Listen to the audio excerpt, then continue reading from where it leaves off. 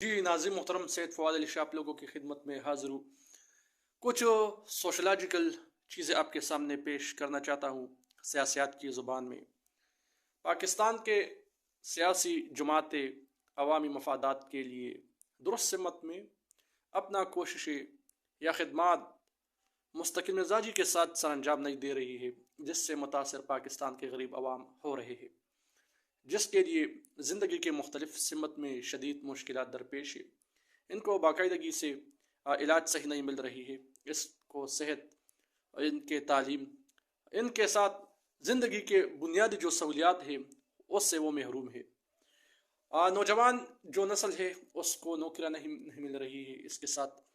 لوگ جو ہے معاشرے میں رہتے ہوئے سماجی قوانین کو نظر انداز کرتے ہوئے افراد کے لیے رکاوٹیں دائر کر رہے ہیں۔ ایک فرد کو سماج میں منصب مل جائے تو دوسرے افراد اس سے حسد کر سکتے ہیں، اس کے لیے رکاوٹیں پیدا کر سکتے ہیں، اس کو دھمکیاں دے سکتے ہیں کہ وہ اپنے مقاصد سے ہٹے اور جو منصب بھی وہ اختیار کر رہے ہیں اس کے لیے فائدہ مند نہیں ہوگا۔ سماج میں رہتے ہوئے ناظرین محترم،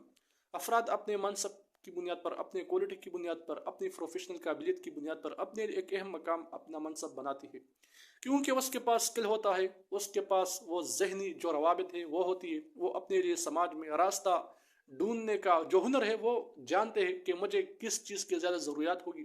میں کس طرح کسی کی مدد کے بغیر اپنی پروفیشنل کوالٹی کی بنیاد پر سماج میں اپنے لیے بہترین منصب کو تلاش کروں گا۔ تو ناظرین محترم، لوگ پھر آپ کے لیے رکاوٹیں پیدا کرتی ہے، لوگ آپ کے راہ میں کانٹے ڈالنے کی کوشش کرتی ہے، آپ سے حسد بھی کر سکتے ہیں، آپ سے بغض بھی کر سکتے ہیں، آپ سے جھوٹ بھی بول سکتے ہیں، آپ سے وعدہ خلافی بھی کر سکتے ہیں۔ مفت میں پھر وہ لوگ آپ کے پیچھے باتیں بھی کرتے ہیں، مفت میں یہی لوگ، چونکہ یہ ہمارے معاشرے کا ایک وتیرہ بن چکا ہے۔ یہ میں ایک فرد کی بات نہیں کرتا، یہ میرے آپ کے سامنے پوری سوشلوجیکل تھنکنگ آپ کے سامنے پیش کر رہی ہوں یا پیش کرتا ہوں، کیونکہ ہمارے معاشرے میں یہی رواج عام ہے، ہمارے معاشرے میں یہی چیزیں بہت زیادہ ہے۔ لوگ محنت نہیں کرتے لیکن مفت میں چیزیں مانگتے ہیں۔ پاکستان میں دیکھیں تو پاکستان کے جو سرکاری ادارے میں جو لوگ بیٹھے ہوئے ان کو بھی ریاست کی طرف سے منصب ملا ہے تاکہ وہ درست سمت میں کام کر سکے عوامی فلاح و بہبود کے، لیکن بدقسمتی سے یہی لوگ ریاست سے باہری تنخواہ لیتی ہے لیکن کام نہیں کرتے، کیونکہ وہ نااہل ہے۔ سفارشوں پر بات میں چیت میں کر رہا تھا افراد کے حقوق پر، کیونکہ سماج میں رہتے ہوئے جب ایک فرد محنت کرتا ہے تو دوسرے لوگ اس کے جو سماجی حقوق ہے اس کو نظر انداز کرنے کی کوشش کرتے ہیں، لیکن جس سے سماجی بے ضابطہ سامنے آتی ہے، سماجی خلاف ورزی سامنے آتی ہے، معاشرے میں تنازعات کا ایک سلسلہ شروع ہوتا ہے، کیونکہ حقدار کو حق سے محروم کیا جاتا ہے۔ اس کے ذمہ دار میں پاکستان کے سیاسی جماعتوں کو قرار دوں گا، کیونکہ انہوں نے اپنی ذاتی مفادات کے لیے عوام کو آپس میں لڑانے کی ایک منظم کوشش پیدا کی ہے۔ سیاسی جماعتوں کی یہی خواہش ہوتی ہے ناظرین محترم کہ ہمیں موقع ملے، اور پھر وہ عوام کے سامنے اپنا منشور اس انداز میں پیش کرتی ہے کہ اگر ہمیں موقع ملے تو ہم عوامی مفادات کے لیے کام کریں گے، عوام کے لیے ہم مختلف طور پر سستی ریلیف پیدا کریں گے، اس کے جو مشکلات ہیں اس کو ہم ترجیحاتی بنیادوں پر حل کرنے کی کوشش کریں گے، علاقے کے مسائل ہوں گے، کمیونٹی کے مسائل ہوں اس کو ہم حل کرنے کی کوشش کریں گے۔ لیکن جب یہی لوگ آتے ہیں تو یہی بیوروکریسی کے ساتھ یہی لوگ پھر مل جاتے ہیں، عوامی فلاح و بہبود کے لیے درست سمت میں یہ لوگ پھر کام نہیں کرتے، ان کو مفادات عزیز ہوتے ہیں، ذاتی مفادات، اور ذاتی مفادات کی تحفظ کے لیے پھر یہی لوگ ہر حربہ استعمال کرتے ہیں، کیونکہ بعض لوگ آپ سے کہتے ہیں کہ ہم نے الیکشن میں اتنا پیسہ لگایا ہے تاکہ ہم نے کامیابی مل سکے، لیکن ناظرین محترم ہمارا انتظامی ڈھانچہ جو ہے وہ مستقل طور پر خراب ہوا ہے۔ انتظامی ڈھانچہ کے لیے یقیناً ہم نے سماجیات کو نظر انداز کیا، ہم نے اخلاقیات کو نظر انداز کیا، ہم نے لوگوں کی جو سماجی حقوق ہے اس کو نظر انداز کیا، کیونکہ افراد کو اپنی حق نہیں ملتی، اسی وجہ سے تنازعات ہوتی ہے۔ پھر اگر ہم دیکھیں تو پاکستان کی سیاسی جماعتوں نے ہمیشہ ہی سے میڈیا پر آ کر اپنے سیاسی جو مظلومیت کا اظہار کیا ہے کہ تاریخ میں ہمارے ساتھ ظلم ہوا ہے اور ہماری حکومت کو ہٹایا گیا، پھر وہ آمریت کو وہ ذمہ دار قرار دیتے کہ ان تمام چیزوں کی ذمہ دار امیر تھی، لیکن بدقسمتی کی بات یہ کہ سیاسی جماعتوں نے ہمیشہ ہی اپنے فرائض ادا نہیں کیے۔ اگر وہ اپنے فرائض سنجیدگی سے ادا کرتے تو ان کو نوبت نہیں آتی، کیونکہ یہی لوگ مفت میں 10 سالوں تک یا 20 سالوں تک سیاست کر سکتے ہیں، ایک سیاسی جماعتیں بھی اپنے جماعتوں کے ساتھ وفا نہیں کرتی۔ فرض کرے ایک سیاسی جماعت کے ایک فرد ہے، وہ قوم کے ساتھ مخلص ہو، جب وہ اقتدار میں آتے ہیں تو وہ بھی عوام کے مسائل حل نہیں کرتے۔ پہلے تو وہ خود کو بڑا صاف ستھرا بندہ تصور کرتا ہے کہ میں صاف ہوں، مجھ پر کرپشن کے الزامات نہیں ہے، میرا ماضی پاک ہے۔ پھر دوسروں کو بھی اس کا علم ہوتا ہے کہ واقعی یہ بندہ صاف ہوگا کیونکہ اس کا ماضی پاک ہے، اس کے پر کرپشن کے سنگین الزامات نہیں ہے، یہ دوسروں کی طرح چور نہیں ہے۔ اور پھر جب یہی بندہ اقتدار میں آتا ہے تو اپنے ساتھ اپنے پارٹی سیاسی جماعت میں دوسرے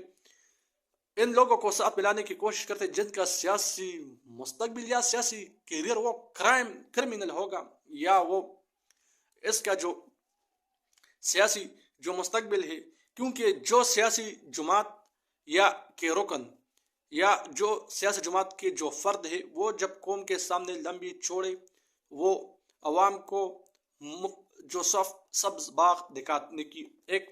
کوشش کرتے ہیں، تو اس کی کوشش ہوتی ہے کہ میں قوم کے سامنے ایسے باتیں کروں تاکہ قوم مجھے میرے حقیقت کو جان سکے۔ پھر قوم بھی اسی بندے پر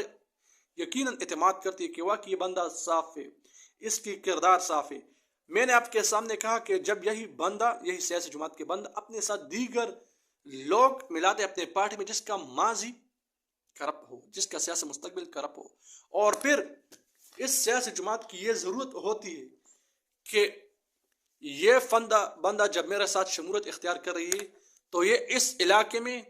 اپنے علاقے کی نمائندگی کرے گا، اور پھر یہ فرد اس سیاسی جماعت کے ایماندار شخص کو مختلف طور پر بلیک میلنگ کی کوشش کرتے، کیونکہ اگر سیاسی جماعت کے وہ فرد جو ایماندار ہے، اگر انہوں نے درست طریقے سے یا صحیح طریقے سے انہوں نے اپنے پارٹی کے مستقبل کو بنانے کے لیے اگر وہ مخلص لوگوں کو اپنے ساتھ پارٹی میں شامل کرتا تو پھر وہی اس کی پارٹی 50 60 100 سال تک بھی قائم رہ سکتی تھی۔ لیکن جب اسی پارٹی پر مشکل وقت آیا تو پھر اس جماعت کے لوگ نے 10 سال اس پارٹی کو لوٹ مار کی طرح استعمال کرنے کے بعد اس سے ہٹ کر اب اس کے خلاف بیان بازی بھی کر رہے ہیں کہ وہ میری باتیں نہیں سنتا۔ تو ناظرین محترم، اس سیاسی جماعت کے جو نمائندگان ہیں وہ کبھی کبھار اس طرح کے غلطیاں بھی کرتے ہیں کہ دیگر علاقے کے لوگوں پر وہ جو ہے نا اعتماد کرتے ہیں، لیکن یہی اعتماد نقلی ثابت ہوتے اور سیاسی جماعتیں ہمیشہ ہی نظریاتی لوگوں کو نظر انداز کرتی ہیں۔ اب جس چیزوں کے بارے میں آپ کو بات چیت کر رہا ہوں، لیکن جب اس شخص کو پھر ریاست موقع دیتی ہے کہ آپ صاف ہے، آپ کی جو سیاسی کیریئر صاف ہے، تو وہ بھی مسائل کو حل نہیں کرتے، لمبے چوڑے قوم کے سامنے انہوں نے پھینکی۔ لیکن جب اقتدار میں آیا اور اقتدار میں رہنے کے بعد وہ بھی سیاہ و سفید کا مالک بنا اور عوام کے مسائل ترجیحاتی بنیادوں پر حل نہیں کی اور اپنے ذاتی جاگیر بنانے کی شروع کر دی۔ پھر انہوں نے اپنی سیاسی مستقبل کو بچانے کے لیے ہر وہ حربہ استعمال کرنے کی کوشش کی۔ تو پاکستان کی سیاسی جماعتیں ہی پاکستان میں کے مسائل کے ذمہ دار ہیں۔ 70 سال تاریخ پرانی ہے کہ اگر تاریخ کے طالب علم ہو تو مطالعہ کرے کہ پاکستان کی سیاسی جماعتیں نے کس طرح پاکستان کو نقصان پہنچایا۔ پاکستان پیپل پارٹی، پاکستان مسلم لیگ، نون لیگ، اس کے ساتھ NP عوامی نیشنل پارٹی، اس کے ساتھ MQM پاکستان تحریک انصاف، انہوں نے تقریباً 10 سال حکومت کی۔ اب عمران خان صاحب میدان میں آ گئی تو انہوں نے بھی ریاستی وسائل کو لوٹ مار کی طرح استعمال کرنے کی کوشش کی اور قوم کے مسائل کو انہوں نے حل نہیں کی۔ کرٹیسزم میں کسی پر بھی نہیں کروں گا، لیکن بطور صحافت کے طالب علم، سوشولوجی کے طالب علم، ایک سوشل سائنس کے، میں آپ کے سامنے حقائق کو واضح کرنا چاہتا ہوں کہ عمران خان صاحب کو اقتدار ملا اور انہوں نے اپنے پارٹی میں نظریاتی لوگوں کو انہوں نے مکمل طور پر نظر انداز کیا، ان لوگوں کو انہوں نے شامل بھی نہیں کی پارٹی میں، اور دوسرے کرپٹ لوگ جس کے جو ماضی ہے وہ تاریخ ہے، ان کو پارٹی میں شامل کر کے انہوں نے خود اپنے پاؤں پر کلہاڑ مارنے کی کوشش کی۔ لیکن یہی سیاسی جماعتیں ہیں وہ کبھی بھی عوامی مسائل کو حل کرنے کے لیے سنجیدہ کوششیں نہیں کر رہی ہے، وہ مستقل طور پر عوامی مسائل کو نظر انداز کر رہی ہے، اور مختلف جو کرپشن کے جو کیسز ہیں وہ نیب کے ذریعے ہمارے سامنے آ رہی ہے۔ نیب کے ذرائع ہمیں بتاتے ہیں کہ کتنے سیاسی جماعتوں پر کتنا کیس اور کنہوں نے ریاستی وسائل کو نقصان پہنچانے کی کوشش کی۔ تو یہ ایک مکمل دستاویز ہمارے پاس ہے، اس پر کبھی پھر بات چیت کریں گے، لیکن سیاسی جماعتیں ہی ہمیشہ ہی مستقل عوامی مسائل کے جو ذمہ دار ہیں۔